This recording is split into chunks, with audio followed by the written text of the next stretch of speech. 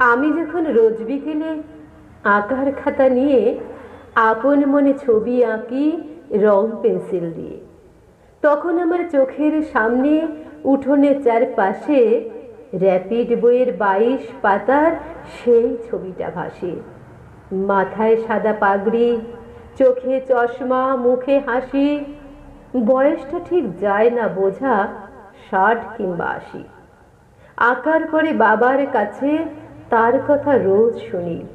লেখাপড়ায় তিনি ছিলেন জগৎ সেরা গুণী। যার নামেতে, যার কথাতে লুকিয়ে আছে জাদু, তিনি হলেন সর্বপল্লী রাধা কিষাণ দাদু। প্রতি বছর সেপ্টেম্বরের 5 তারিখটি এলে আমরা তাকে বরণ করি সমস্ত কাজ ফেলে।